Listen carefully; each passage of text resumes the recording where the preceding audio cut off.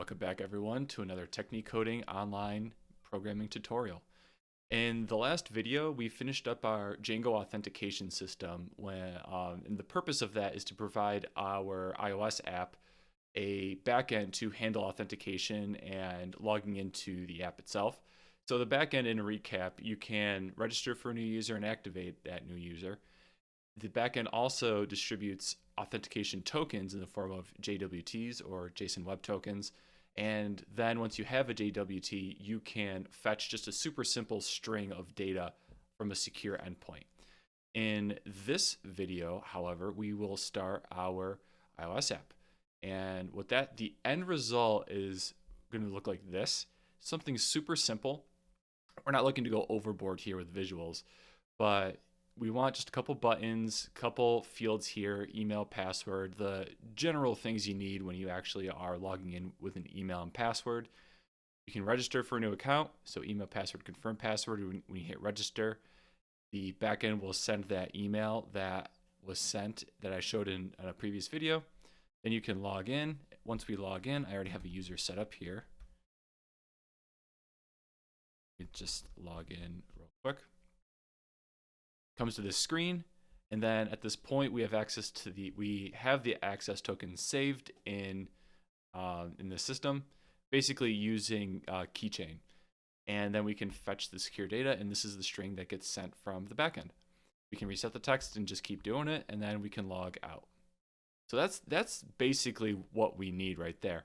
There is a fair amount of boilerplate, so that's what we're going to be doing in this video. Is we're going to be setting up the project, and we're going to be creating the boilerplate to help make this.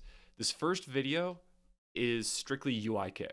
Now, the reason I'm going over UIKit first is because if you are a developer in the industry and are learning how to actually do this, and you want to provide value to someone else on an existing project, the majority of the time you're going to find that it's in UIKit. So I'm going to do UIKit first, and then in subsequent videos, we're going to go over the SwiftUI version of this. They're very similar as far as boilerplate goes, but there are some key differences. But for right now, we're going to start off with UIKit. So, of course, the first thing that we're going to do is we're going to go into Xcode and create a new project. And let me bring this up, bring it over here. Make sure that's full screen. Okay, so when you're creating a new iOS project, you don't want to create a multi-platform. Let's see, I think it's somewhere in here. There's a multi-platform, but it's right there. And the reason you don't want to do this is because multi-platform forces you to use SwiftUI. So we're going to click on iOS, click on app here, hit next. They're going to say iOS, auth, handling, and we're just going to label it as UIKit just so we know. For this one, we're going to stay with Swift. Obviously, it's going to be Storyboard because it's going to be UIKit. And then we're going to hit next. And then I'm going to store it in a location here. Okay, so I'm going to create the project. And here we go. There's a couple things we have to do before we actually start writing code and bashing that code out. One of the things that we want to do is we want to actually get rid of a couple things here. This project is not using any scenes, so we actually don't need the scene delegate, so we can get rid of that. We also don't need this main.storyboard file because we are not using storyboards. So one of the things that you'll notice is that storyboards can be very finicky. They're nice to use if you're very early in your iOS dev career.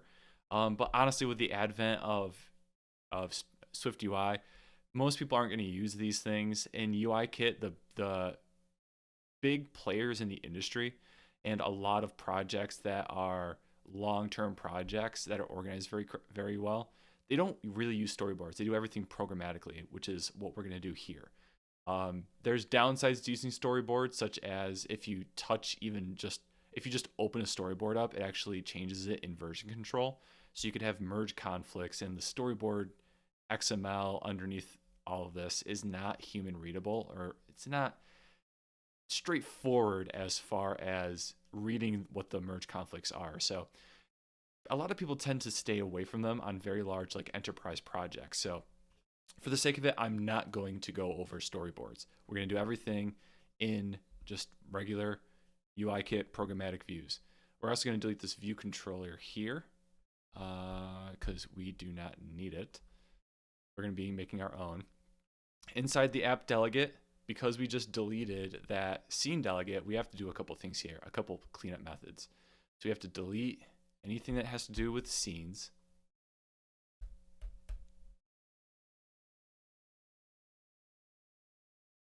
And what we also want to do is we have to go into the settings, or I should say the info.plist file here, and we have to go down and delete this one right here, which is main storyboard file base name. If we don't delete this, the Xcode will assume that we're using storyboards and try to find that main.storyboard file. Also, the other thing down here is the scene manifest. We need to delete that because we are not using scenes in this. And that should be it. The other thing too is there might be a reference to that main.storyboard still in here. Doesn't look like it.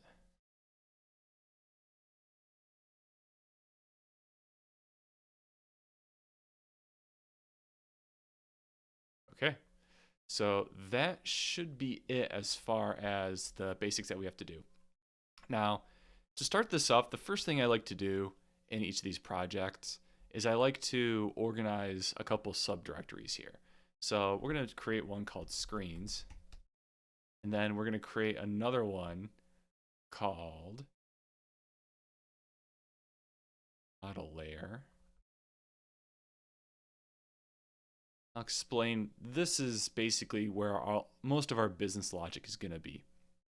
And then what I'm going to do is I'm going to have a group called nav coordinators. And for the sake of iOS projects, I'm going to set this up in kind of like a pseudo release production version. So most very large iOS projects that have very complex navigation have benefited a lot by the coordinator pattern. So that's what I'm going to be using. Now, we're not going to have too many crazy screens here, so we're only going to have one flow. So you won't get to see how a complex version of this is set up, but you will get to see coordinators at least a little bit. The other thing I like to do is I like to keep this organized, so I'm going to sort by name. And then the first thing we're going to do is we are going to create our login screen, just so we have something to look at here. So let me click off this file. It's going to be a Swift file. We're going to have the login view controller. There's some boilerplate we're going to make when it comes to making views in UIKit. What I'm doing now is I'm setting up a view controller just to see something on screen, make sure that we have the project set up correctly. So we're going to say login, bring this down here. And then we're going to say UIKit class login view controller view controller. And how I like to set this up is I like to split everything up in extensions. So this is actually a pattern that's really, really useful when it comes to organizing your code. Because not only can you come up here to this little navigator, you can see, my mark's not working, I need a colon there. In this navigator, once you set this up, you can actually see the split between extensions. And if you mark each extension, you can see that mark in this little navigator right here. It makes very large files more easily navigable. And you really don't want your view controllers to be that big, but this is super helpful. And you can also minimize these extensions for further organization. So we're going to say view did load. We're going to allow super view did load. I'm going to say view setup views, right? Now, there's not going to be anything on screen right here yet, so, and this is not actually implemented. So we're going to add another extension.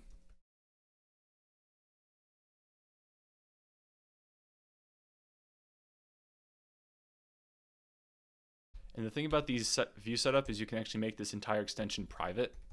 This way, if you're trying to set up the login view controller, you don't actually accidentally set off some of these view configuration methods.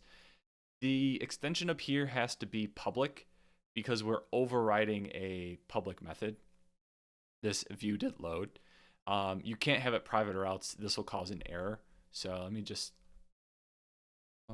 set up views with that real quick and show you what I mean. So if we say private right here, and we let the Xcode think for a second, it's going to say it must be accessible by its enclosing type. So we actually can't do private when it comes to these lifecycle methods, but it's also one of the reasons why I keep them in a publicly available extension in themselves. Okay, so now that we have that set up, what we're going to do is we're just going to add one piece of text to the screen just to make sure like everything is set up correctly in the project. We're going to run it and see if it shows up. So the first thing I'm going to do is I'm going to say let label equals UI label. Label.translates auto resizing mask into constraints equals false. This is needed. If you don't have this, iOS is going to try to set up constraints by itself using kind of like, not really the older method, but using a different method rather than AutoLayout to put the view on the screen. Most likely when you add it to the screen right here, it's going to show up in the top left-hand corner of the actual app because it doesn't know where to go. But if we want to use AutoLayout with constraints, we have to set this to false on every single view. Sounds cumbersome, but the boilerplate we're going to create in this video is going to help out a lot. Label.text equals, we're going to do the whole hello world thing here.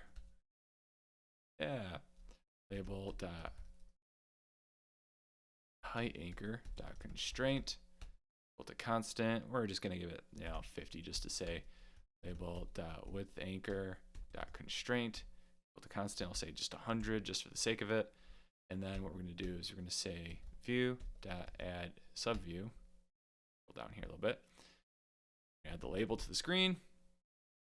And just for the sake of it, we also have to say active equals true. Dot is active equals true. And I'm actually going to move these down. I like to add constraints after it was added to the view. Label dot center x anchor dot constraint equal to view dot center x anchor that is active equals true. Dot center y anchor.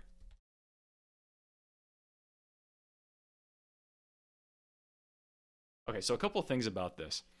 When you're working in UIKit, you have to make sure that there are enough constraints on the view to pin it to a certain location. So you can either, and it has to have some sort of vertical anchor when it comes to pinning it somewhere, and it has to have a horizontal anchor when it comes to pinning it horizontally, right? Some views have what's called a intrinsic size already. So depending on the view you're using, this height and width anchor may or may not be needed. I think labels are actually one of the things that don't need it, but I'm setting it here just because. The other thing to note is these constraints aren't actually active until you say is active true. Now, the reason I wrote this out is to show you how it can be verbose. There's another way you can do this, NSLayout constraint.activate. You can use this NSLayout constraint.activate method and pass in an array of constraints. So this, we can actually cut that out. If I hold down on the option, if it's going to work for me, right here, you'll see that if I hold down an option and then click and drag up, it's going to select all, it's going to have a cursor at the very end of these. So I can just delete all of them, then put a comma. That's it. So rather than having to worry about, rather than have to worry about putting the is active at the end of this, you can just put it in this NSLayout constraint.activate array and just put all your constraints in there and just call it a day. So it makes things a little bit nicer. So at this point, everything should be good to go. So what we're going to do is we have to come up to the app delegate, however, and we have to add a couple things here. We have to add our window, UI window, And then we have to actually, well, create the code that will actually show on the screen. So what we want to do is we want to say window equals UI window frame UI screen dot main dot bounds. And you saw that it was deprecated. This UI screen dot main is deprecated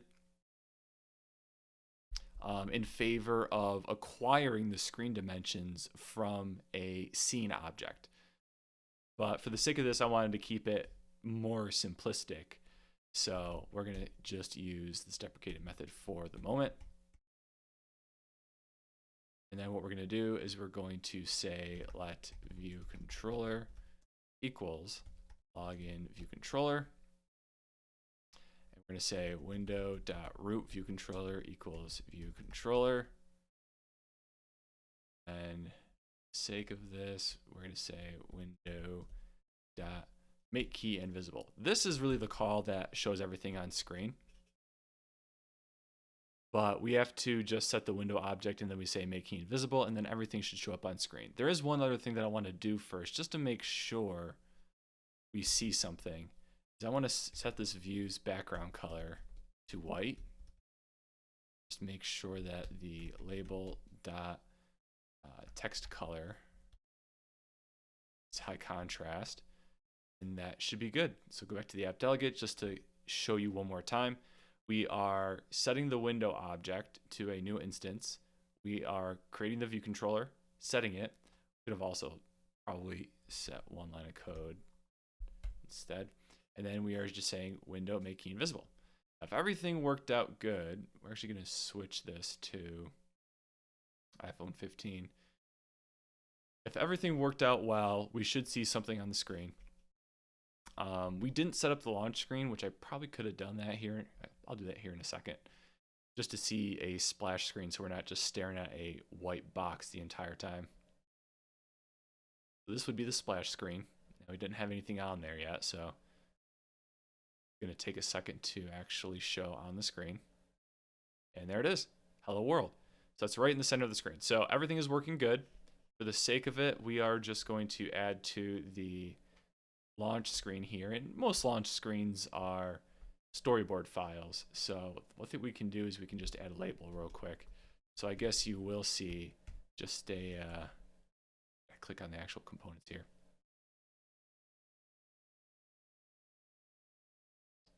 Hold on. Being finicky with me.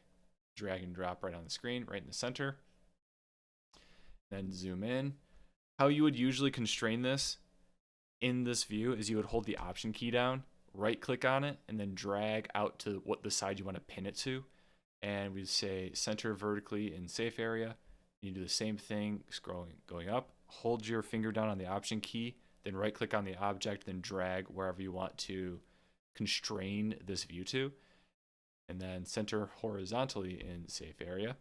And just to make sure, we can look at the constraints, and it's got a X and Y. There we go. And then we're going to say splash screen. And then if we want to edit this in such a way where we have everything centered, we can come over here, alignment, center, and then there should be a horizontal alignment somewhere in here.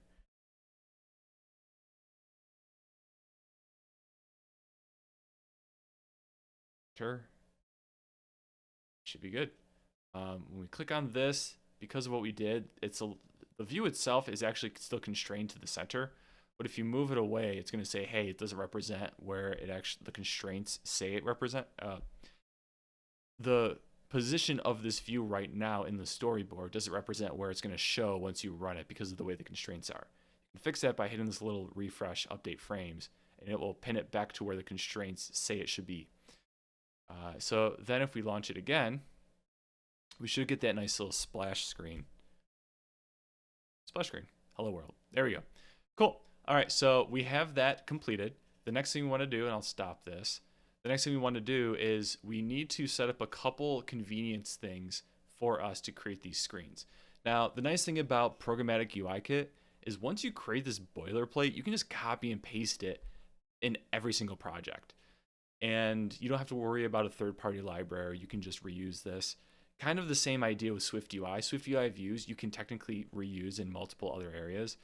Storyboards, not so much. You can copy and paste them into a new project, but each storyboard is going to have these outlets on them that may or may not connect them to things like variables in a view controller or actions or functions in a view controller. Those do not get copy and pasted to the new project. At least they may, but they're not connected to anything and they could cause crashes. So they're not as easily reusable as, say, just a file. You have to deal with those kind of things in XML files and, so on and so forth. That's not to say you can't. It's just more of a pain to use them. So the first thing I want to do is I want to go and create a new group here called extensions. And the way I'm going to do this, I'm going to put all of this code, back to this, inside a new file called UI View Extensions. Now, some people might create their own, like a new file called AutoLayout, or they might even call this AutoLayout. It depends on how you want to set it up.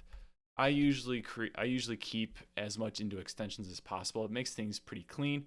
The only downside is if you're searching for a call within a specific context and you're only searching this hierarchy on the left-hand side, it might be a little confusing on where stuff might be.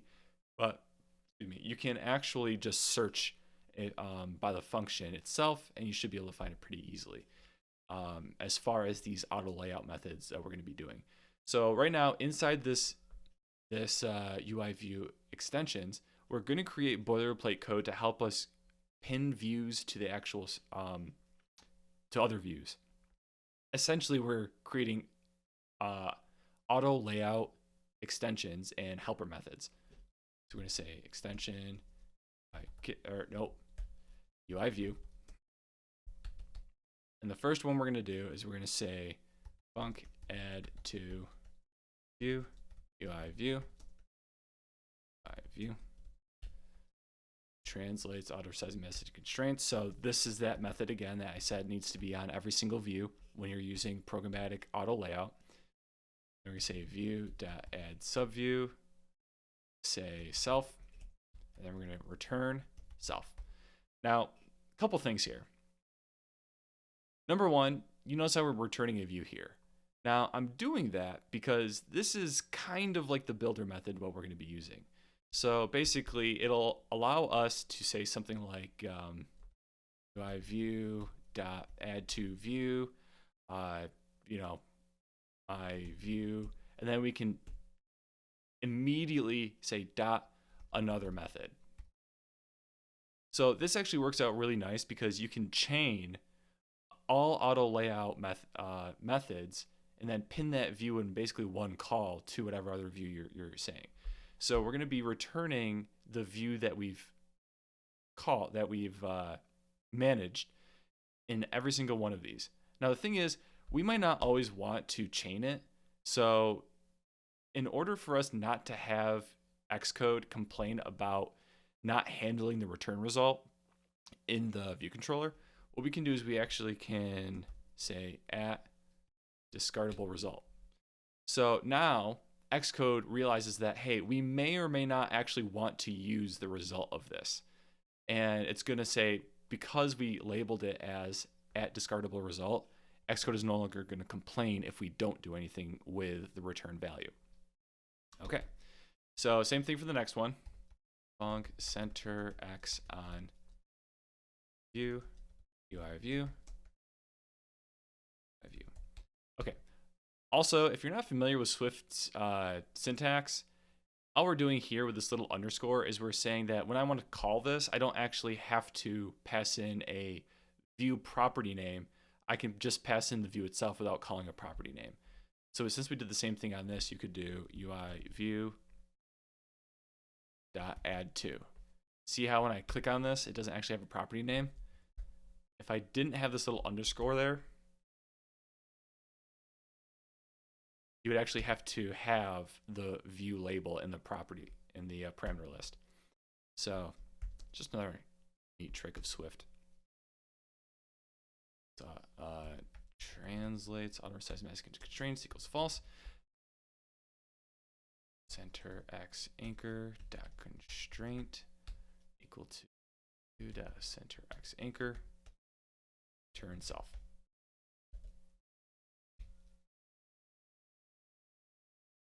Okay. Also, we're going to be calling this. We're going to be setting translates auto resizing mask into constraints to false on every single one of these methods. This is more of a defensive coding pattern. We could say, all right, we're always going to add the view to another view, so we don't have to put it in these. But just for the sake of it, you want to make sure that it is set to false. So just as a safety precaution, we are going to be adding this to each one of these things, because once the boilerplate's done, you don't want to have to think about it and go back into it. Is active equals true. And then we're going to copy this. Do the same thing with the y-axis. Center y anchor. Y anchor.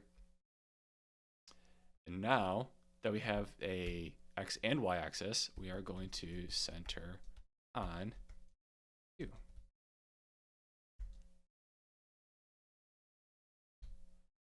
It's going to be discardable result.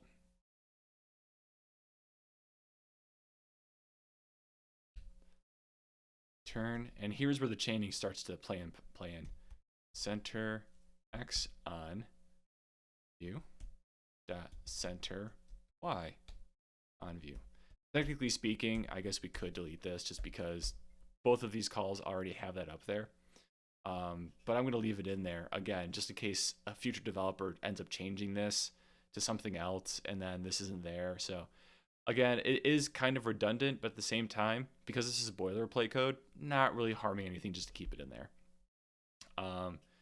The other thing I want to do is I want to add at discardable result, set default build size. This is where theming comes in.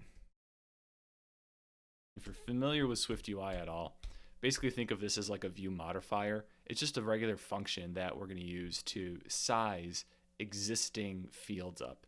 So I don't want to have to just set the field size in each like UI text field. I want to be able to just call a method on it and have it auto size itself to the theme that I have.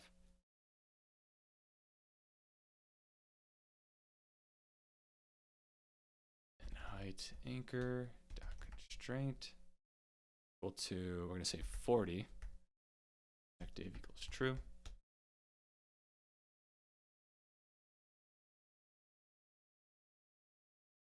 Constant, and we're going to say super view dot width anchor. I actually want a different call here. Right, equal to, here we go. 0.5 is active equals true. Self. Clean this up. So what we're doing is we're explicitly setting the height, and then we're saying the width of the parent view. This label should be half of that width. So you might want to pass in a couple other parameters in here to kind of like control this a little bit. But since it's such a simple app, none of these fields are going to be inserted into any other view except for the root view. So we're saying that it's going to be half the width of the actual device screen. Okay, so now that that's done, what we did as a recap is we created methods to center views on different axes and also created a utility method to set the default size of text fields. Now I'm going to minimize that. And what I'm going to do is I'm going to mark this as AutoLayout first.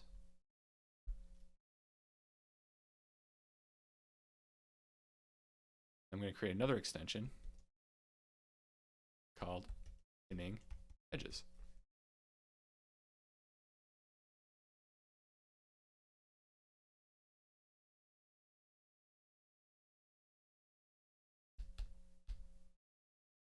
Okay, so in this, we're going to have two final functions.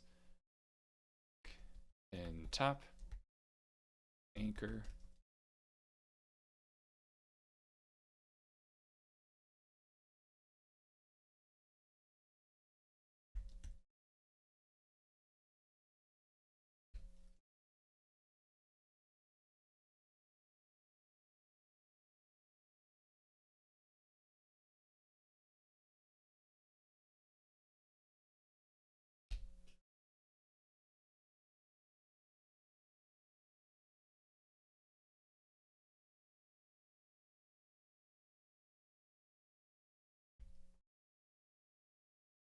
Okay, so we're gonna have a pin top and a pin bottom.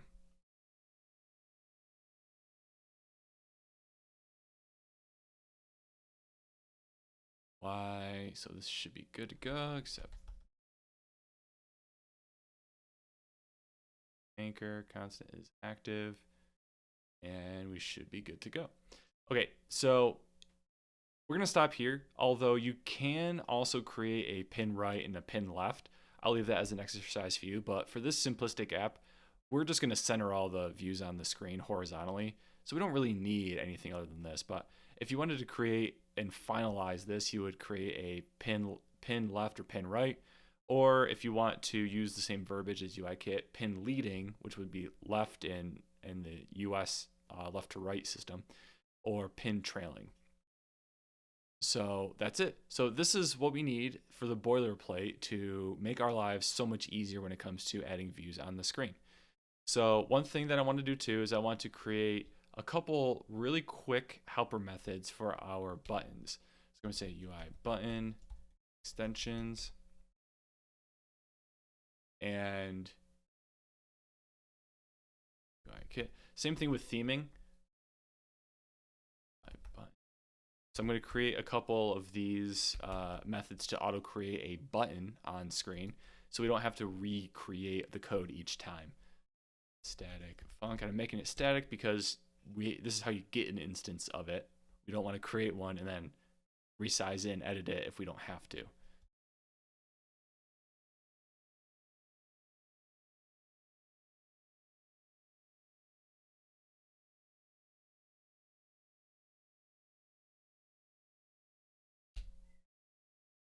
Okay, button dot translates false. Again, technically speaking, because we're using this other auto layout stuff we just made, we don't need this, but I like to be defensive in my programming and have like a lot of sanity checks just in case something does happen. It's more of a redundancy than anything else, and it's one line of code. You might as well put it in there.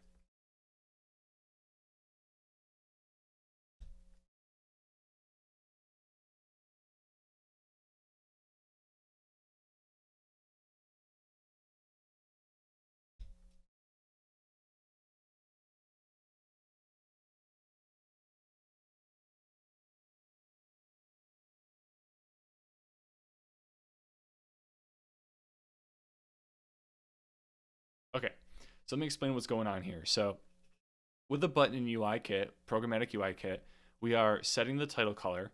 It should default to blue, but just in case, you want to make sure that's in here. If I wanted to customize it, you can either do it after you return the button, or you can create more parameters here to change that.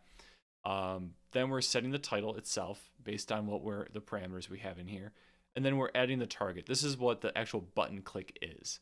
So if you're familiar with SwiftUI, the on tap gesture, or usually there's a action closure that you have on buttons inside SwiftUI, this is the equivalent of that. A selector, all that is it's a reference to a function on the target. So the target is the object that houses the function. And that's how this is really done in UIKit. So now that that's done, I do have let's see how many I got. UI view. I have 2 more classes that are going to make our lives a little bit easier. So I'm going to create a new file, call it by text field extensions. I usually do this for each type of view that I have in UIKit. If I'm going to be using it like ubiquitously across the entire app. You get done with this boilerplate and it just makes your life so much easier. So UI text field is what we use to input data into.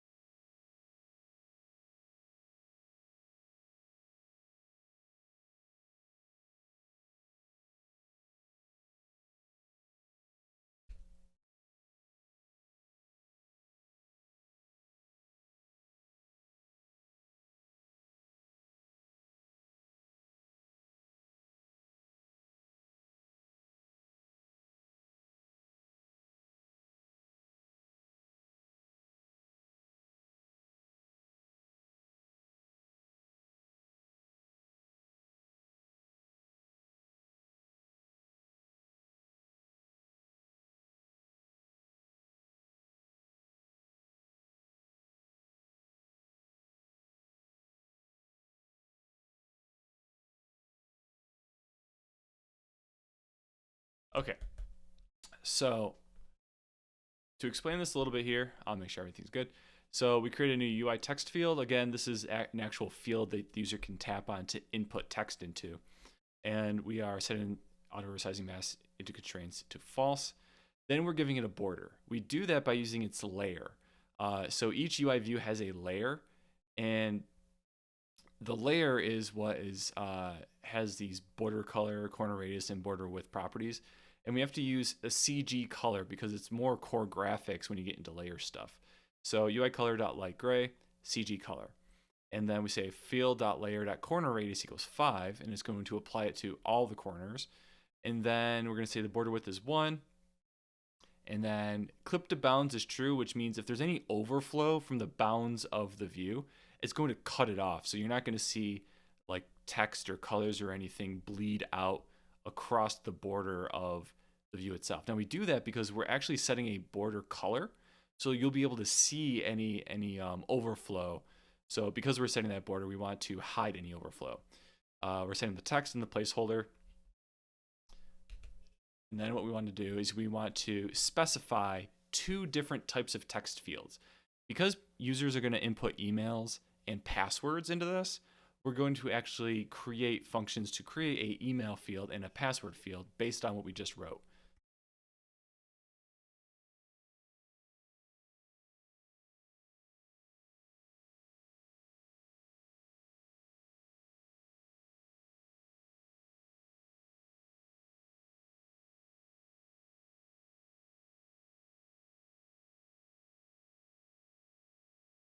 All right, let me move down a little bit, some more space.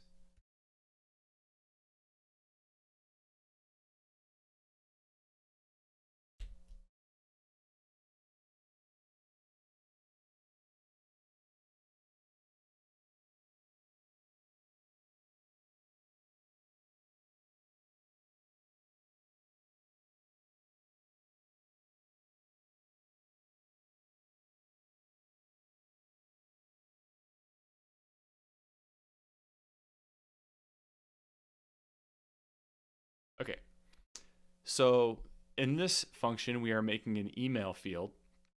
And to basically make sure that the user has an easy time doing it, we can set the context type to email address, so the system knows kind of how to format it. We are setting the keyboard type to email address, so it makes it easier on the user to actually have access to the @ symbol a little bit easier, the dot symbol a little bit easier, rather than having to switch between symbols and text in the keyboard.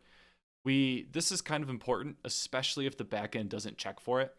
You don't want the first letter in an email to be capitalized unless the user does it for themselves. Some backend systems that aren't coded correctly don't check for case sensitivity, and they don't force all email text to lowercase. What you really want to do is you want to force all the text in an email to lowercase so there's no case sensitivity issues. I've seen that in the past as well on different projects. So what we're doing here is we're being a little proactive, and we're saying do not auto capitalize the any text in that field. If you don't have this, the first character in that text field will be auto capitalized. I shouldn't say that. The keyboard will default to having the caps lock on for the first letter when you type it. So you would actually have to manually push the shift key on the keyboard to off for that first letter. This makes sure that it always stays off unless the user explicitly taps on it. And then we have a UI text field delegate right here. This primarily deals with focus, and if we're in a field and we hit the return key and we want that focus to lead to the next field, you would use a UI text field delegate on this. Technically speaking, we don't have to pass it in. We can add it after we return it, but I just like to put it in here for clarity anyway. The next thing we have to do is make the static func password field.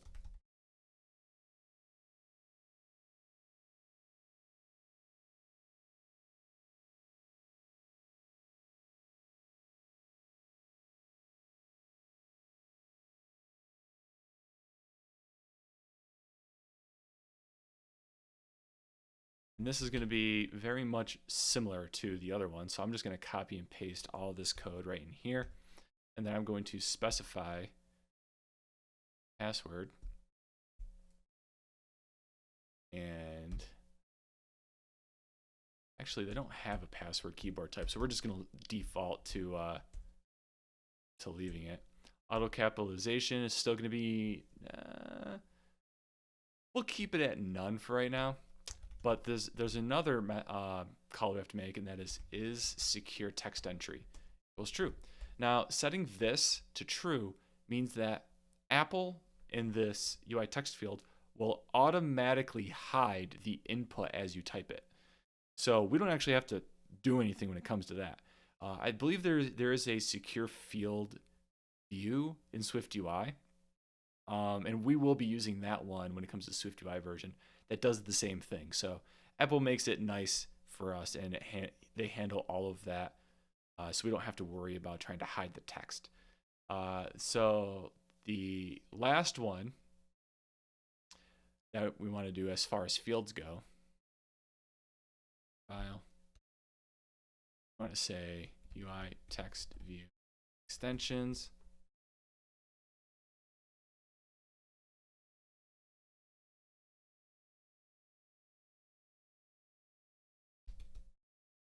If I could spell that correctly, it would help out.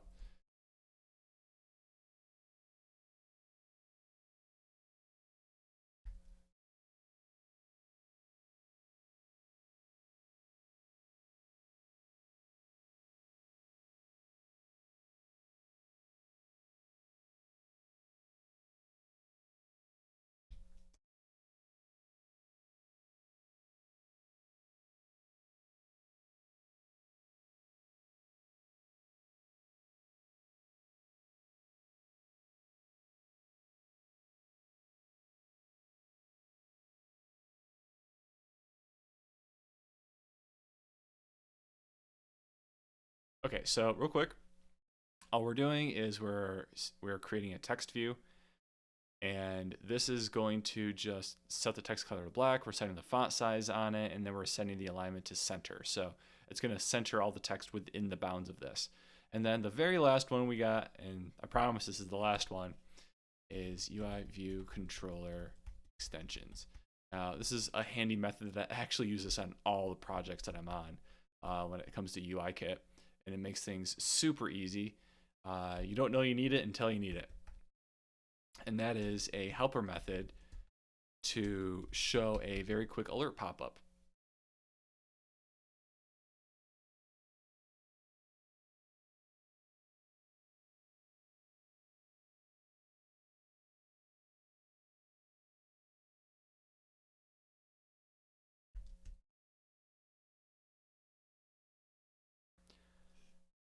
All right, I'm back. Sorry about that. Xcode crashed on me, so I had to restart it real quick.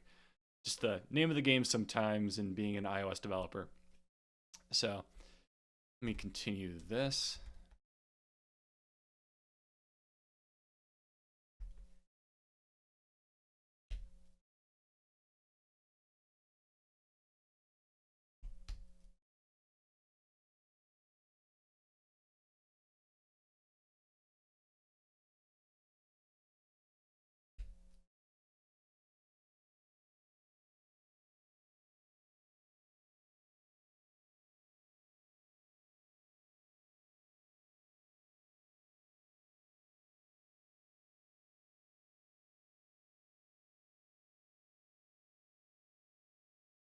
Okay, so this method, what we're doing is we're passing in a title and I am X1.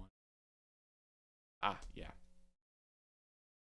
So what we're doing here is we're just creating an a UI alert controller. This is the same thing as that dot alert you see in SwiftUI, but it's just like an actual view controller subclass.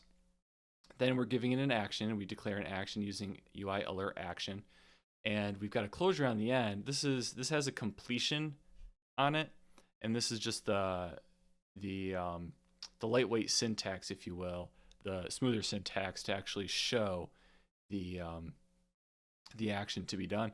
And since this completion right here is nullable, or I should say nullable, we just call it if it exists. That's what this question mark is there for. And then we're adding it, and then we're presenting it using the UI view controller's instance method called present. That's it. This is going to be very useful. So now that that's all done, we can sort by name. And then we can start making our own view. Now, what I'm going to do is I'm going to make the login view controller real quick, just the views as far as it goes, just to show you how to use this and just to show you how nice it is once everything is good to go. So what we're going to do is we're going to go back into our login view controller. We're going to scroll over to the top, some space here, and then we're going to add our fields. All right, so now what we're going to do is we're going to add in all the views. So we're going to say private lazy var email text field. Remember, this is the login screen, so we're going to need an email field, password field, submit button, and a registration button. By text field dot make email field, and we're going to say the delegate is self.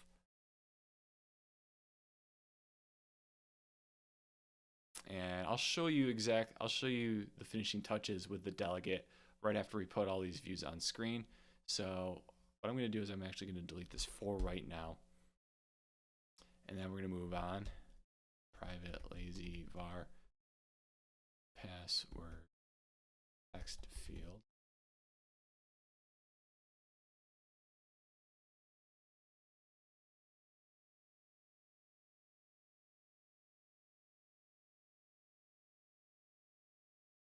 Make button, and we're going to say submit. Target is self, and the selector. Yep. I'm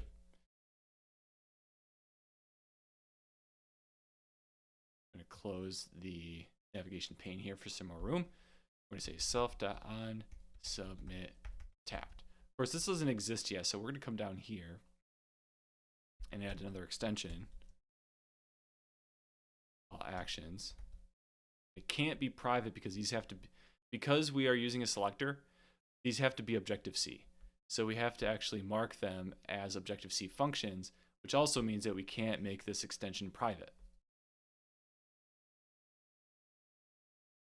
Because in Swift, if it's not private, or if it is private, then you'd have to add it up here inside the main class definition rather than in an extension.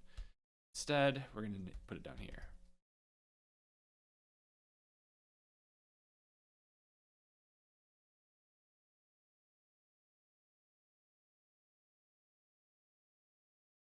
And it's not going to do anything for right now. We're also going to want to add one. And we're not going to implement these in this video, but they're there as placeholders. All right, so we're going to say private lazy var register.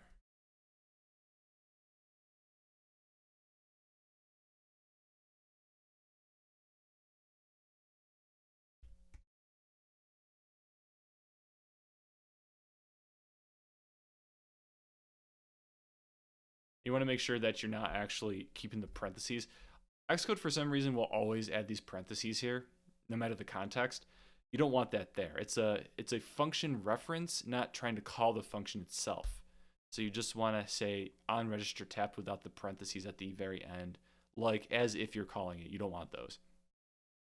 Okay, so now that we have all that set up, we are going to come back down into our little view setup configuration down here. And we're going to delete all of this code. Here, we're going to keep the background white for right now. The other thing we want to do is we're going to say title equals login. This plays a part when we start to use UI navigation controllers.